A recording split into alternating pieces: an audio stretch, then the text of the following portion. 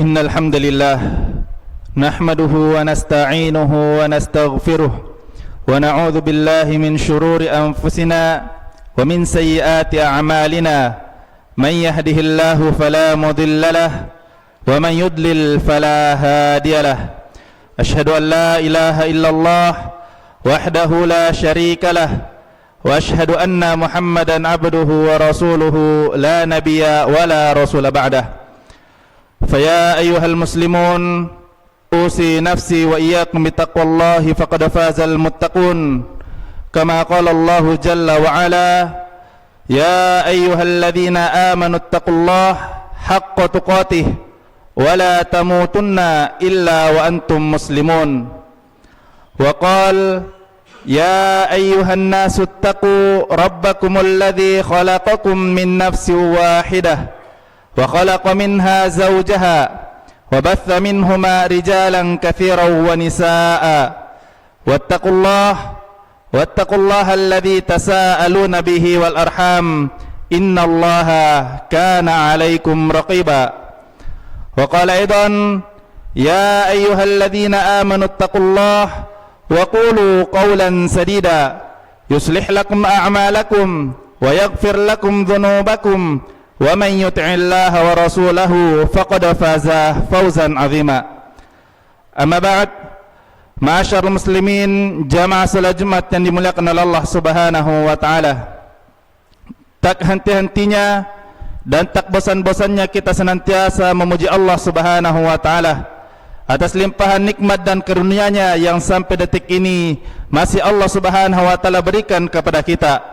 Salawat serta salam senantiasa kita kirimkan kepada baginda Nabi Allah sallallahu alaihi wasallam, suri teladan, uswatun hasanah, qudwah serta panutan kita bersama istri-istrinya, sahabat-sahabatnya, keluarganya, karib kerabatnya, para tabi'in dan atba'ut tabi'in serta para pengikutnya yang senantiasa istiqamah di atas sunnah beliau. Tak lupa pula kami wasiatkan kepada diri kami pribadi dan kepada jemaah sekalian untuk selalu dan senantiasa meningkatkan kualitas ketakwaan kita kepada Allah Subhanahu wa taala. Karena yang terbaik di sisi Allah Subhanahu wa taala bukanlah orang yang paling banyak hartanya, bukan pula orang yang paling tinggi pangkat dan jabatannya, dan bukan pula orang yang paling tampan wajahnya, akan tetapi yang terbaik di sisi Allah Subhanahu wa taala adalah orang yang paling bertakwa kepadanya.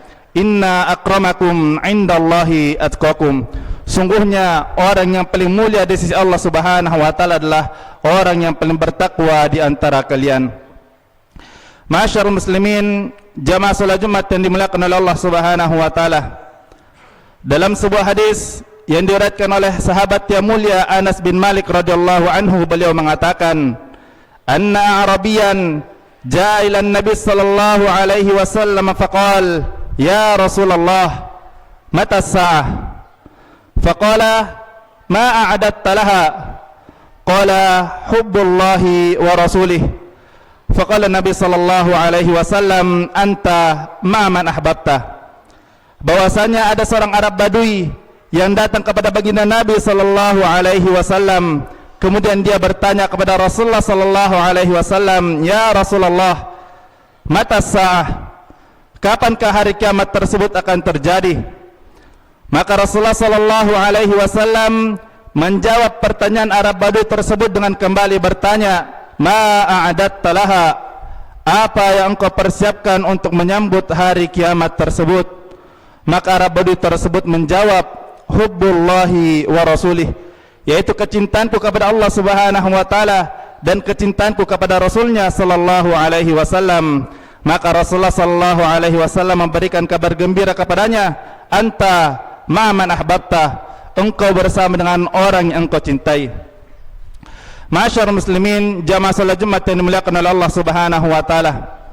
Pertanyaan Arab Badui tersebut kepada Nabi sallallahu alaihi wasallam adalah pertanyaan yang seringkali berulang sejak zaman dahulu kala, bahkan sampai zaman sekarang ini. Pertanyaan yang padahal jawabannya sudah pasti terkait dengan kapan datangnya hari kiamat. Sangat banyak kaum muslimin yang selalu bertanya kapan hari kiamat akan terjadi, Padahal Allah Subhanahu wa taala telah menjawab, innallaha indahu ilmus sa'ah. Sungguhnya di sisi Allah Subhanahu wa taala lah terkait dengan ilmu tentang hari kiamat. Bahkan Allah Subhanahu wa taala berfirman, yas'alunaka 'anis sa'ati ayyana mursaha qul innama 'ilmuha 'inda rabbi la yujalliha liwaqtiha illahu. Mereka bertanya kepada Muhammad terkait dengan kapan waktu hari kiamat, kapan hari kiamat akan terjadi. Maka katakanlah, qul innama 'ilmuha 'inda rabbi. Sungguhnya ilmu terkait dengan hari kiamat hanya berada di sisi Rabbku. La yujalliha liwaqtiha illahu, yang mana Allah Subhanahu wa taala tidak menerangkan terkait dengan rinci kejadian kapan hari kiamat akan terjadi. Ma'asyiral muslimin, sangat banyak sekarang orang yang mengaku mengetahui kapan hari kiamat. Bahkan di antara mereka ada seorang ustadz yang mengaku cinta kepada Nabi sallallahu alaihi wasallam, yang mengaku umat Nabi sallallahu alaihi wasallam, akan tetapi dia merasa lebih pintar daripada baginda Nabi sallallahu alaihi wasallam. Karena jamaah sekalian, dua makhluk Allah terbaik, yaitu malaikat Jibril alaihi salatu wasallam dan Rasulullah Muhammad sallallahu alaihi wasallam, kedua makhluk Allah terbaik tersebut tidak mengetahui kapan hari kiamat akan terjadi.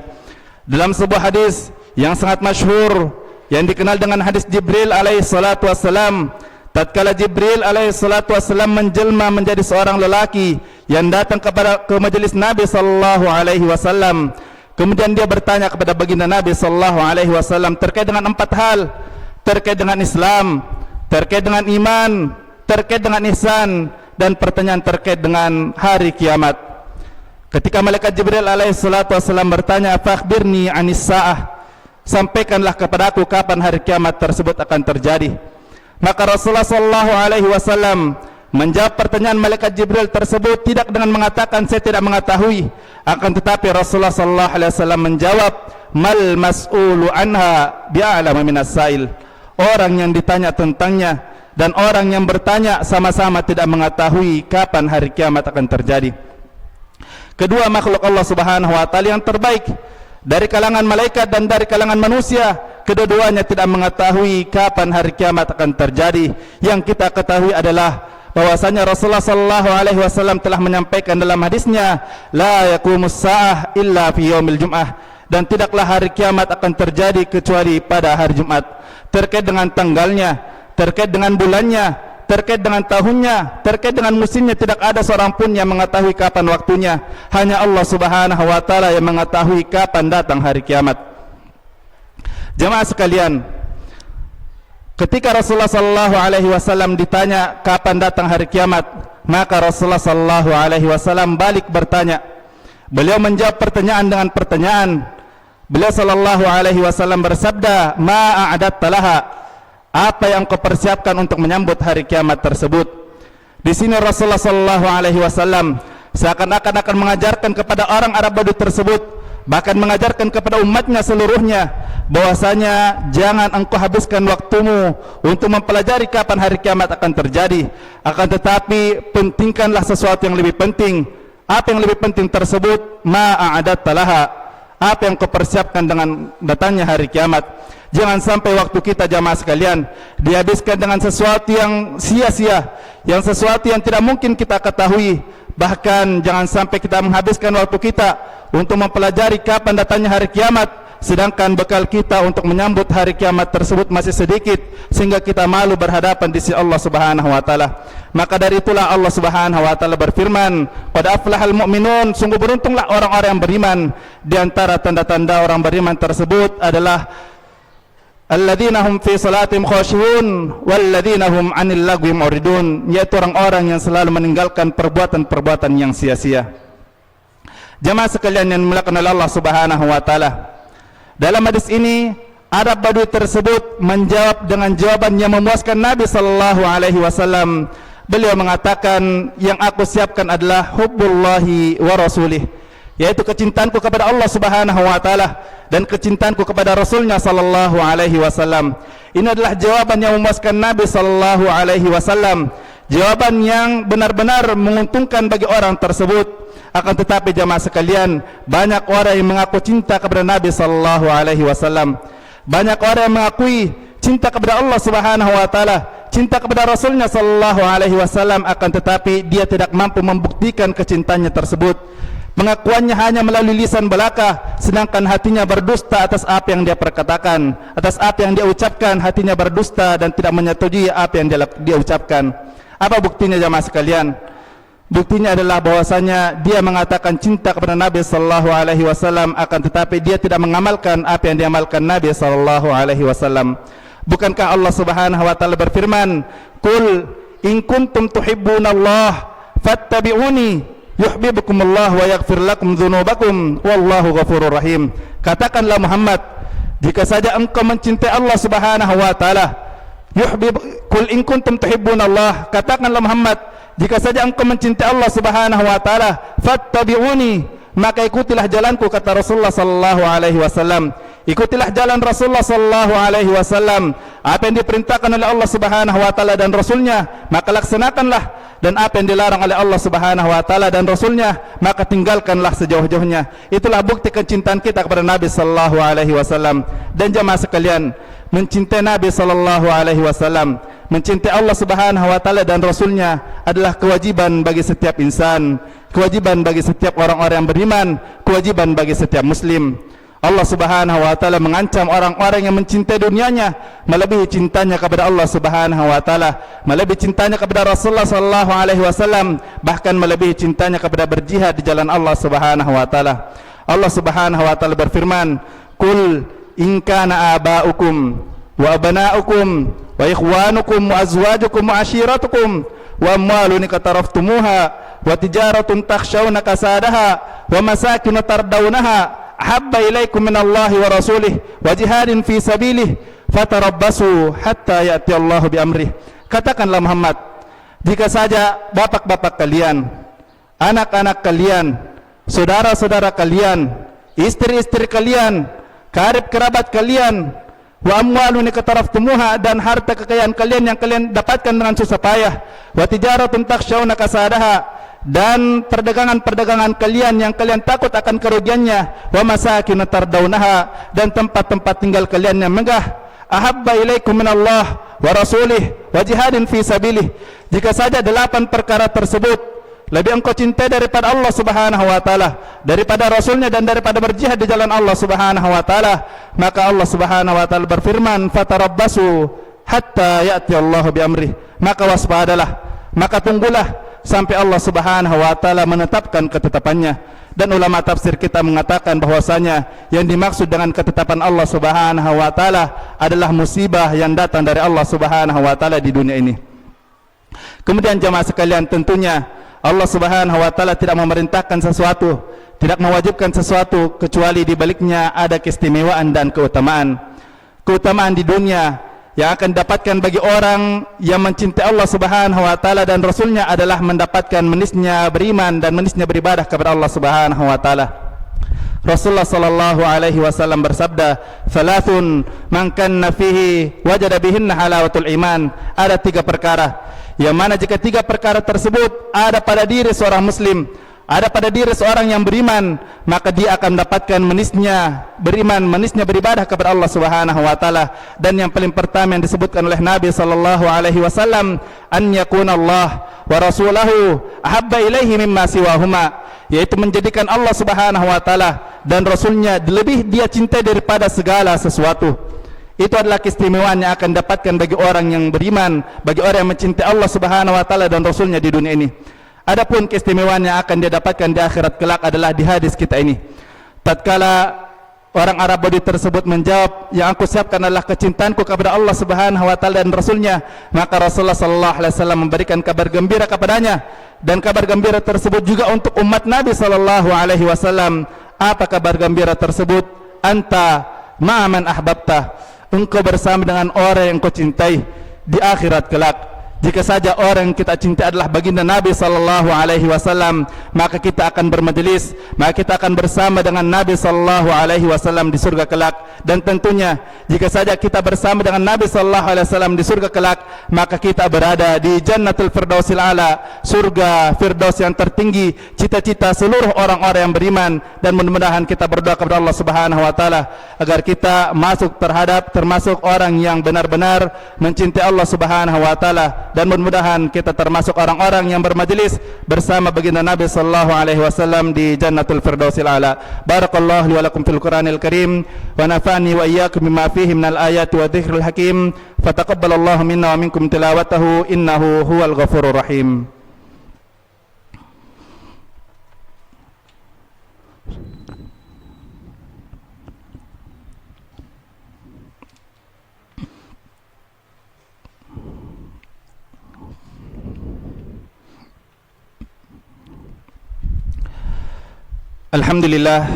Alhamdulillahi ala ihsanih wa syukru lahu ala taufiqihi wa amtinanih wa asyhadu an la ilaha illallah ta'ziman li sya'nih wa asyhadu anna Muhammadan abduhu wa rasuluhu ad-da'i ila ridwanih salawatullahi wa salamuhu alaihi wa ala alihi wa sahbihi wa ikhwanih wa ba'd.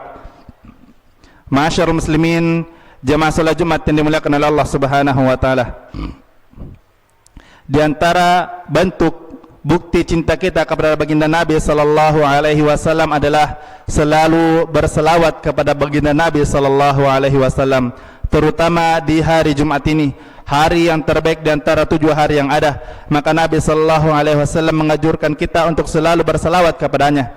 Bahkan jamaah sekalian, dalam Al-Quran banyak sekali perintah Allah Subhanahu wa ta'ala. Akan tetapi tentunya kita ketahui bahwasanya ketika Allah Subhanahu wa ta'ala memerintahkan hambanya, Allah Subhanahu wa ta'ala tidak mengamalkan apa yang dia perintahkan. Akan tetapi satu-satunya perintah dari Allah Subhanahu wa ta'ala yang Allah Subhanahu wa ta'ala perintahkan kepada hambanya, juga Allah Subhanahu wa ta'ala mengamalkan apa yang dia perintahkan. Allah Subhanahu wa ta'ala berfirman, innallaha wa malaikatahu yusalluna ala nabi. Sungguhnya Allah Subhanahu wa taala dan para malaikatnya berselawat kepada baginda Nabi sallallahu alaihi wasallam. Juga Nabi sallallahu alaihi wasallam telah menyampaikan, man shalla alayya salatan wahidah sallallahu alaihi bihi asyarah. Barang siapa yang berselawat kepada aku sebanyak 1 kali, niscaya Allah Subhanahu wa taala akan berselawat kepadanya sebanyak 10 kali. Ya ayyuhalladzina amanu sallu alaihi wa sallimu taslima. Allahumma salli ala Muhammad wa ala ali Muhammad kama sallaita ala Ibrahim wa ala ali Ibrahim innaka Hamidum Majid. Allahumma barik ala Muhammad wa ala ali Muhammad kama barakta ala Ibrahim wa ala ali Ibrahim innaka Hamidum Majid. Allahumma ighfir lil muslimina wal muslimat wal mu'minina wal mu'minat al ahya'i minhum wal amwat innaka sami'un qaribun mujibud da'awat ya qadiyal hajat. Allahumma aslih lana dinana alladhi huwa ismatu amrina وأصلح لنا دنيانا التي فيها معاشنا وأصلح لنا آخرتنا التي فيها معادنا واجعل الحياة زيادة لنا في كل خير واجعل الموت راحة لنا من كل شر. ربنا اغفر لنا ولإخواننا الذين سبقونا بالإيمان ولا تجعل في قلوبنا غلا للذين آمنوا ربنا إنك رؤوف رحيم. ربنا هب لنا من أزواجنا وذرياتنا قرة أعين واجعلنا للمتقين إماما. ربنا اغفر لنا ولوالدينا وارحمهم كما ربونا صغارا. ربنا آتنا في الدنيا حسنة وفي الآخرة حسنة وقنا عذاب النار. عباد الله، إن الله يأمر بالعدل والإحسان وإيتاء ذي القربى وينهى عن الفحشاء والمنكر والبغي يعظكم لعلكم تذكرون. فاذكروا الله العظيم يذكركم واشكروه على نعمه يزدكم ولذكر الله أكبر والله يعلم ما تصنعون. أقم الصلاة.